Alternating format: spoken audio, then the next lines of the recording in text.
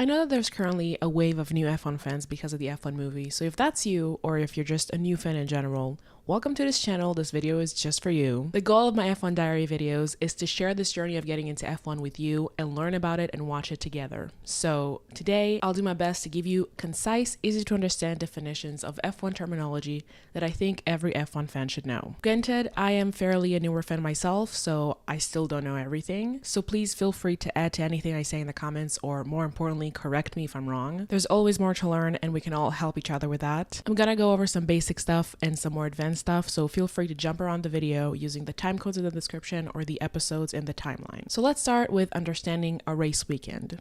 We have 24 races in 2025. That number of races a year can change depending on circuit contracts with F1, but every race weekend spans over 4 days from Thursday to Sunday. Thursday is media day. That's when drivers do all their media duties, from interviewing with the press to making silly videos to their team's social medias. Friday is when we have 2 practice sessions, so free practice 1 and free practice 2, or in short, FP1 and FP2. Each lasts 1 hour where teams can do whatever they want in order to collect all the data they need to maximize the results.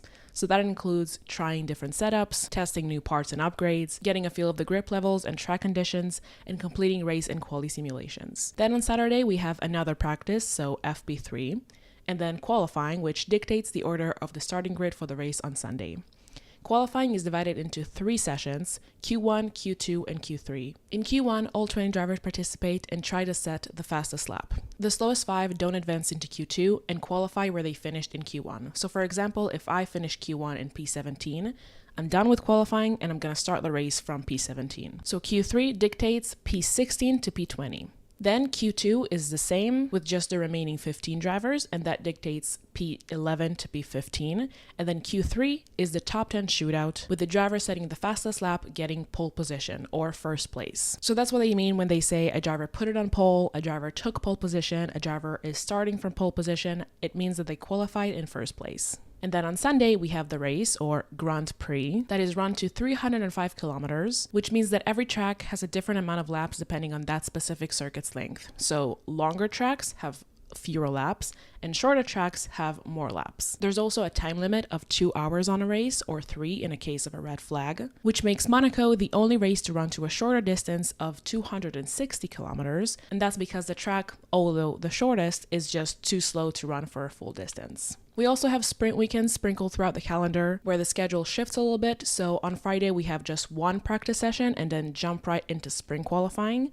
Sprint qualifying is the exact same format as normal qualifying with just shorter session times. And then on Saturday, we have the sprint itself, which runs to 100 kilometers, so about a third of a full race distance. And then we have the regular qualifying and the race again on Sunday. For each race weekend, Pirelli, who are the official tire supplier for F1, allocates 3 sequential tire compounds to be the hards, mediums, and softs for the weekend based on the track layout, the abrasiveness of the track surface, the weather, the expected grip of the circuit, and more that we will discuss later. They have 6 slick tire compounds to choose from, and then 2 wet tire compounds that every team gets every weekend. So for the wet compounds, we have the intermediates, or for short inters, with the green band, and the full wet tires with the blue band. The inters are used in light to moderate rain condition, so everything that is too wet for slicks but not wet enough for full wets, and then the full wets are used in heavier rain conditions. Nowadays, we don't really get to see the full wets in use because when the conditions are suitable for them, they often red flag the session. When there's a lot of rain, there's very poor visibility because of the spray of water a car makes behind it,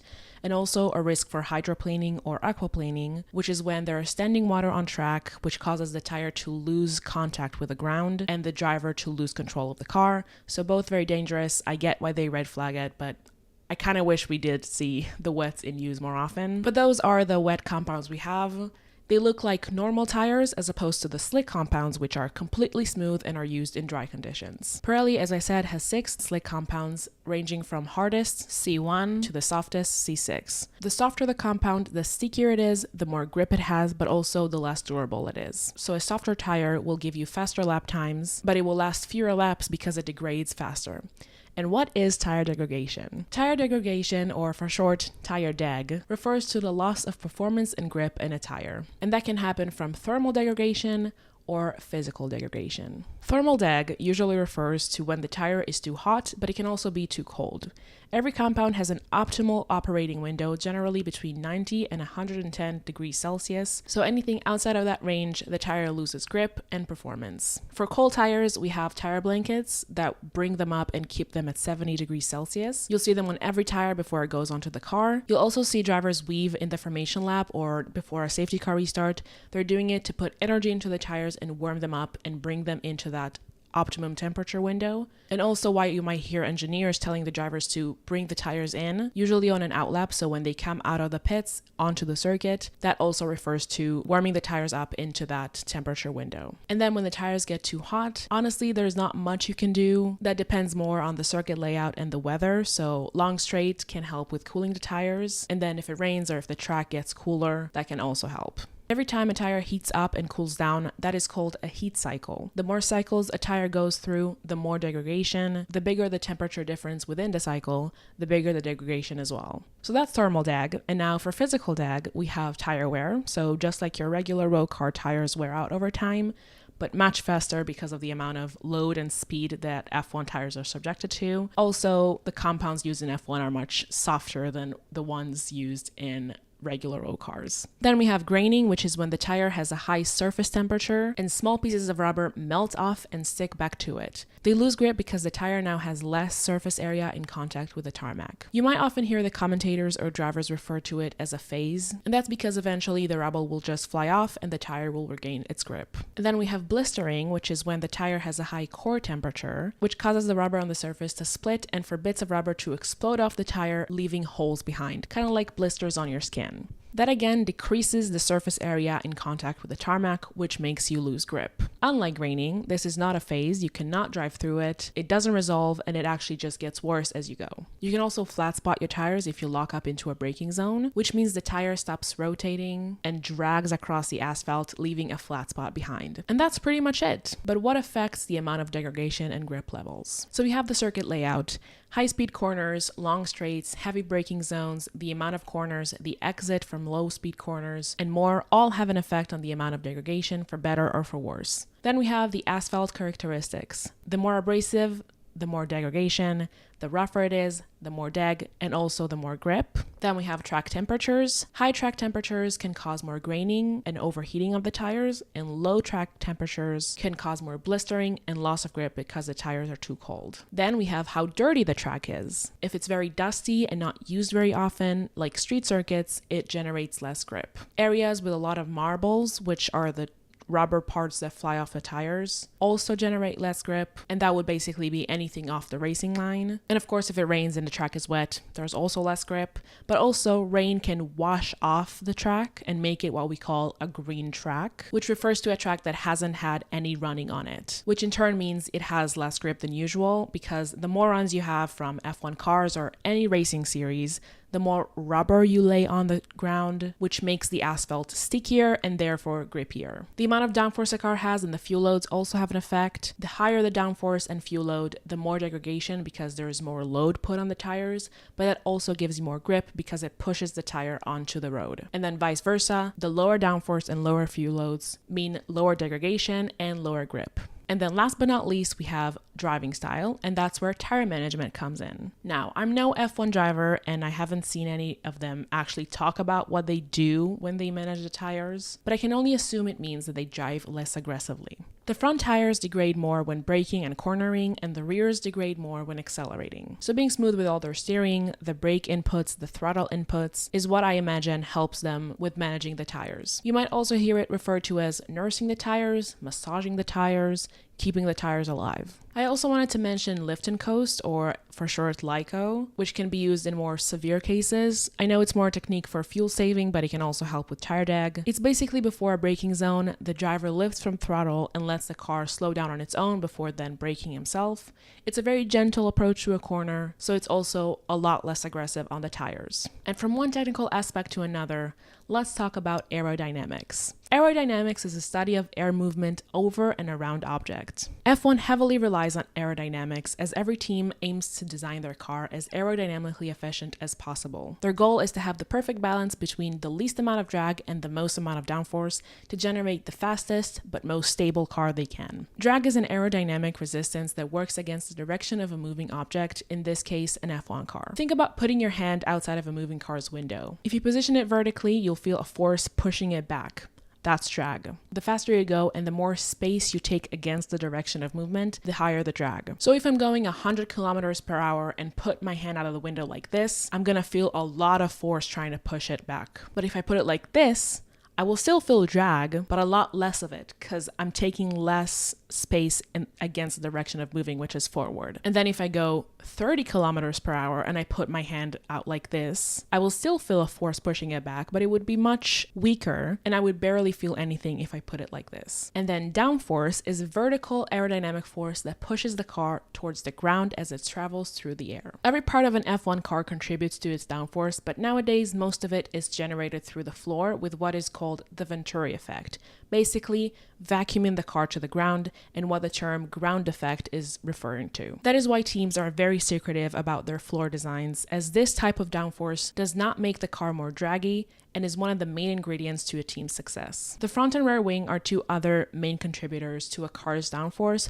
but they do affect the drag. Teams can change the size and angle of the wings to add or remove downforce, and the more downforce you get from the wings, the more drag you get from them as well, and that is where DRS comes into play. DRS stands for Drag Reduction System, and it's a part in the rear wing that opens up at the push of the button on the steering wheel by the driver. That opening in the rear wing allows more air to pass through it without interruption, which reduces the drag and makes the car faster. On every track, there are designated DRS zones, and drivers are allowed to use DRS every time they want in practice or in quali, and only if they're within 1 second of the driver ahead in the race, as long as they are in those designated DRS zones. DRS is most effective when teams use a high downforce setup, so think a very big, almost vertical rear wing like the ones we see in Monaco or Hungary, and is less efficient with low downforce rear wings like the ones we see in Spa and Monza, because there is little drag to begin with. Something that you might hear on a broadcast that refers to DRS is the term DRS train, and that describes a situation where there are a number of cars all within DRS range of each other apart from the car who's leading the train, so they don't get the benefit or advantage of the DRS because the car ahead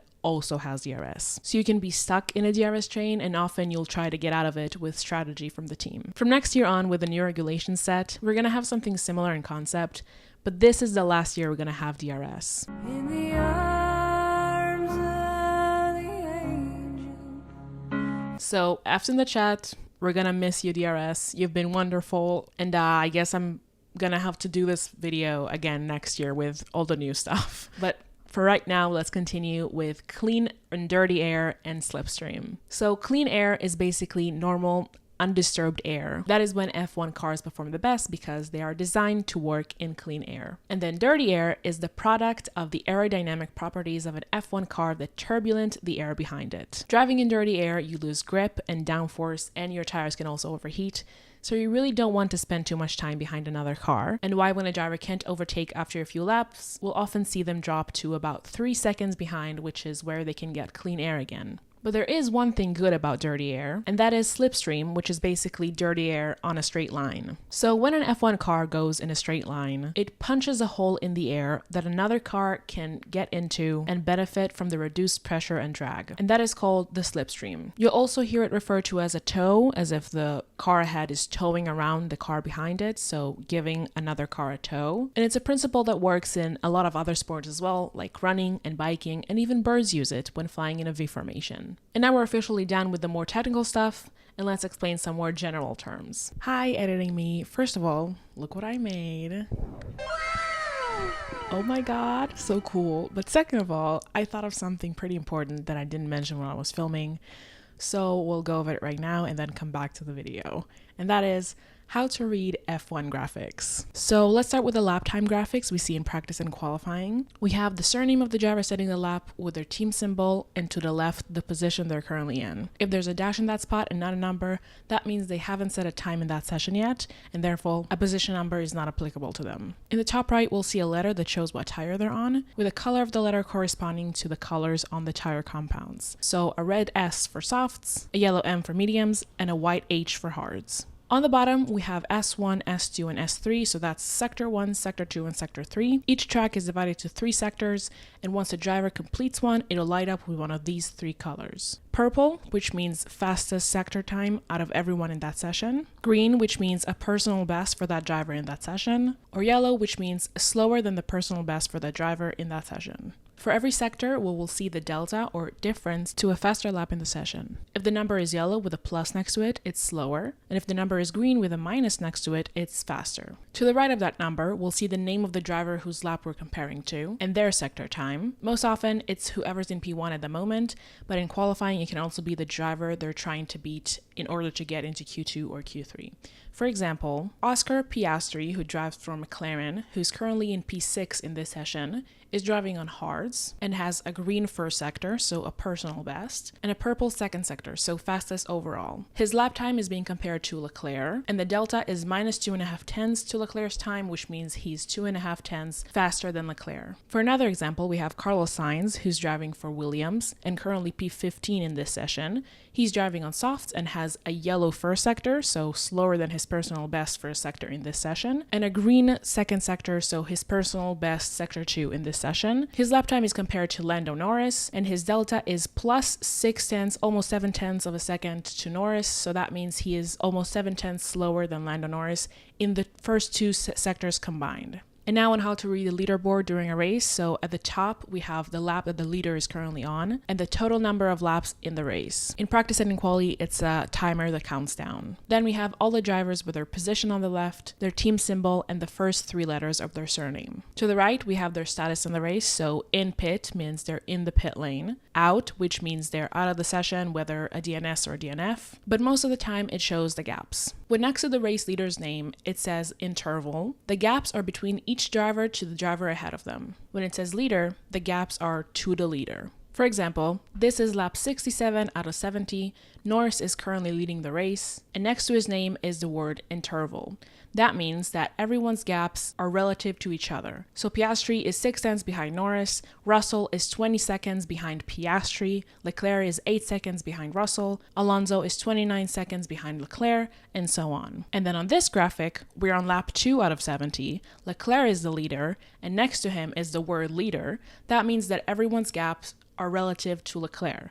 So Piastri is 8 tenths behind Leclerc, Russell is 1.5 seconds behind Leclerc, Alonso is 2.4 seconds behind Leclerc, and so on. The intervals are the most useful information you can rely on to understand the full picture of a race, as they let you see how much someone is closing in on the driver ahead and when they are within 1 second of them, so in DRS range. But gaps to leader can also be useful when looking at pit windows, so where the leader is going to filter out when they pit. Next to the gap, we have the tire information, just like in the lap time graphic, and then these 3 symbols that can appear next to a driver's name. The purple stopwatch, which means the driver currently has the fastest lap in the race. The yellow exclamation mark, which means the driver is under investigation by the stewards, and the red exclamation mark, which means they have a penalty. By the way, in practice and in quali, when the drivers are in the garages or in the pit lane, there is a white P next to their name. And that's it. Back to you. So we have the racing line. The racing line is the fastest line a driver can take around the circuit, the one that allows them to carry the most speed through the corners and the corner exits. The general idea is to take the straightest line through a corner and ideally hitting the apex. The apex is the innermost point of the corner where the car is closest to the inside edge of the track. Depending on the corner, you can have a late apex or a double apex, and drivers almost always aim to hit it in order to take the corner or series of corners the fastest. Next is oversteer and understeer. Oversteer is when you turn the car and the rear goes further than you intended, as if it wants to turn more, kind of slips under you or snaps away. And an understeer is when the front of the car doesn't turn as much as you turn the steering wheel. A car that doesn't have understeer or oversteer is perfect and therefore doesn't exist. So every driver has a preference, and it's usually oversteer because that's more manageable. Next, we have overcut and undercut, which are strategy terms. Undercut is when you pit before the driver ahead, sometimes referred to as box to overtake, hoping that with the fresh tires you can get enough performance that by the time your rival pits, they come out behind you. An undercut is very effective in tracks where the tire deg is high, because then the difference in performance between new tires and used tires is very big. The overcut is when you remain on track longer than your immediate rival. hoping that with the clean air you now have, you can have more pace, and when you pit, you come out ahead of them. The overcut is most effective when the driver who pits before you gets out into traffic, which means behind other cars and not into free air, or when they struggle to get their tires up to temperature. There's also always the possibility of a safety car, a virtual safety car, or a red flag that will immensely benefit those who stayed out, as a pit stop under safety car conditions loses you a lot less time, and under the red flag, you keep your position and get to change your tires for free, basically. Teams try to utilize the undercut more often than the overcut, just because the overcut is usually less effective and depends more on exterior conditions and luck rather than anything the team or driver can control. And lastly, I wanted to go over the flags. So, green flag means that the track is clear, or it can also indicate the start of a session. Yellow flag is all about caution. It means that there is a hazard on or near the track, whether it's gravel, some debris, or a slow stopped car. Single waved yellow means the driver has to slow down and potentially change their course, and a double waved yellow indicates a significant hazard, and driver must be ready to stop if necessary. Either way, overtaking is prohibited under yellow flags to ensure everyone's safety, and once you go past the area of the hazard, you'll be shown green flags to indicate the track ahead is clear. Depends on the incident, a safety car or a virtual safety car might be deployed. When a virtual safety car, or VSC for short, is deployed, all driver must slow down to a set delta time that is 30% slower than full racing speed. That keeps the gaps between everyone as they were before the VSC, as opposed to a full safety car, where a physical safety car comes out on track and dictates the pace for the drivers who all bunch up behind it. When the conditions are deemed safe, lapped cars will be instructed to overtake the safety car and unlap themselves, and then we'll have a safety car restart. The safety car will return to the pits, and the leader will now dictate the pace until they decide to return to full racing speed. As I mentioned before, pitting under a virtual safety car or a safety car gets you a cheaper pit stop because everyone else is slowed down on track while you are slow in the pits, so you lose less time in relation to regular racing conditions. Next is the red flag, which stops the session. All drivers must slow down to a set delta time and return to the pits immediately. No overtaking allowed. A red flag is called in severe weather conditions, significant accidents, or where the track is deemed unsafe for racing. Blue flag indicates that a faster car is approaching and you have to let it through. In the race, blue flags are shown to cars that are about to be lapped, also known as back markers. And then in qualifying, the blue flag is shown to cars on a slower lap, which could be an out lap, in lap, or a cool down lap when a car who's on a flying lap approaches. If you fail to obey blue flags, you get penalized according to the FIA sporting regulations, which is a very, very, very long document that you can read for yourself if you have the time to. Then we have the white flag, which is basically the opposite of the blue flag. It is shown to the fast driver approaching the slower car, just to make them aware of it for safety reasons. Then we have the black and white flag, which acts as a warning and shown for dangerous driving and unsportsmanlike behavior. It will be shown with the driver's number, so they know it's for them, and if they continue to drive in that manner, they'll get a penalty depending on the situation. For example, if a driver gets 3 warnings about track limits, the 4th time they do it, they'll get a 5-second penalty. And real quick to go over track limits, because that used to really confuse me when I just got into F1. On the edge of the track, there is a white line, and in order to be considered off track limits, you need all 4 wheels to be completely outside of that white line all at the same time. So even if just one wheel touches just a little bit of the white line, it's still considered in, which is kind of like in tennis now that I think about it. Right? I think that's true. Anyways, the black flag means you're disqualified and must return to the pits immediately and retire the car. Like the black and white flag, this one's also shown with the driver's number, so they know who's disqualified. Next, we have the black flag with the orange circle, which indicates to a driver that there is some mechanical issue with a car that makes it unsafe to drive and they have to return to the pits where they can try and fix it. Next is the red and yellow striped flag, which means slippery conditions ahead. Could be water or oil. There's no necessity of slowing down, it just prepares the drivers for lower levels of grip ahead. And then last but not least, of course, we have the checkered flag, which indicates the end of the session and the end of this video. So congrats, you reached the finish line. I hope you enjoyed this video and learned a lot. If you have any questions on something that wasn't clear or something that I didn't mention, you can put them in the comments. I'll try my best to answer those. And yeah, thank you so much for watching. And until next time, enjoy my favorite F1 related pixel art from W Place. Bye!